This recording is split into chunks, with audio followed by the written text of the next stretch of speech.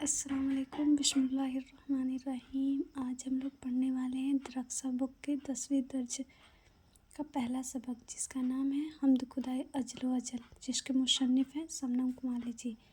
اسی سبق کا ہم لوگ مختصر سوالات و میں جوابات آج پڑھیں گے، جس میں پہلا سوال ہے حمد کسے کہتے ہیں؟ 5 جملوں میں لکھیں۔ جواب: لغت میں حمد کے معنی خدا کی تعریف کرنے کے ہیں۔ اردو شاعری کی اصطلاح میں بھی حمد اسی نظم کو کہتے ہیں جس میں خدا کی تعریف کی جائے، یعنی حمد اسے کہتے ہیں جس میں خدا کی تعریف کی جائے۔ اردو شاعری کی دیگر اصناف کی طرح حمد بھی ایک مقبول صنف شاعری ہے جس میں خدائے تعالیٰ کی صفات بیان کی جاتی ہے۔ اردو کے تقریباً تمام شاعروں نے حمد میں تبلیغ آزمائی کی ہے۔ شاعر ثواب کی نیت سے بھی حمد لکھتا ہے۔ اردو حمد لکھنے کو باعث خیر و برکت اور اجر و ثواب سمجھتا ہے۔ یعنی ہمیں 5 جملوں میں لکھنا ہے تو ہم ایسے بھی لکھ سکتے ہیں کہ حمد اس نظم کو کہتے ہیں جس میں خدا تعالیٰ کی تعریف و توصیف بیان کی جاتی ہے۔ اردو شاعری میں بھی حمد اسی نظم کو کہتے ہیں جس میں اللہ کی تعریف کی جاتی ہے۔ تقریباً تمام شاعر حمد لکھتے ہیں اور شاعر ثواب کی نیت سے بھی حمد لکھتے ہیں۔ دوسرا سوال ہے حمد، منقبت اور قصیدے میں کیا فرق ہے؟ جواب: اردو شاعری میں حمد اس نظم کو کہتے ہیں جس میں خدائے رب العزت کی تعریف و توصیف بیان کی جاتی ہے۔ اردو کے تقریباً تمام شاعروں نے حمد لکھے ہیں۔ حمد یعنی جس میں خدا کی تعریف کی جائے۔ تقریباً تمام شاعر حمد لکھتے ہیں ثواب کی نیت سے۔ منقبت اردو شاعری میں اس نظم کو کہتے ہیں جس میں بزرگان دینی اولیاء اللہ حضرت کی تعریف و توصیف بیان کی جاتی ہے اور ان سے عقیدت کا اظہار کیا جاتا ہے۔ منقبت بھی نظم کی ایک قسم ہے۔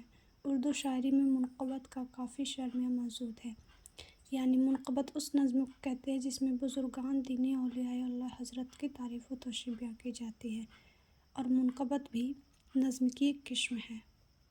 قصیدہ نظم کی اس قسم کو قصیدہ کہتے ہیں جس میں شاعر کسی حکمران یا بادشاہ وقت کی تعریف و توصیف، انعام و اکرام، لالچ بیان کرتا ہے۔ یعنی حمد اسے کہتے ہیں جس میں اللہ تعالیٰ کی تعریف کی جاتی ہے۔ منقبت اس نظم کو کہتے ہیں جس میں بزرگان دینی اولیاء حضرت کی تعریف و توصیف بیان کی جاتی ہے اور قصیدہ نظم کے اس قسم کو کہتے ہیں جس میں کسی بادشاہ وقت کے حکمران تعریف و توصیف، انعام و اکرام، لالچ میں بیان کیا جاتا ہے۔ تیسرا سوال ہے حمد اور نعت میں بنیادی فرق کیا ہے؟ جواب: حمد اس نظم کو کہتے ہیں جس میں خدائے تعالیٰ کی تعریف و توصیف بیان کی جاتی ہے۔ حمد لکھنے سے شاعر کا مقصد اجر و ثواب اور خدا سے عقیدت کا اظہار کرنا ہوتا ہے، اور نعت اس نظم کو کہتے ہیں جس میں حضور صلی اللہ علیہ وسلم کی تعریف و توصیف بیان کی جاتی ہے۔ نعت گوئی بھی شاعر کا مقصد اجر و ثواب حاصل کرنا اور حضور صلی اللہ علیہ وسلم سے بے پناہ عقیدت کا اظہار کرنا ہوتا ہے۔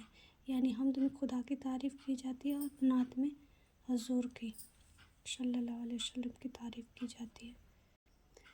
چوتھا سوال ہے شبنم کمالی کے 3 شاعری مجموعوں کے نام بتائیں۔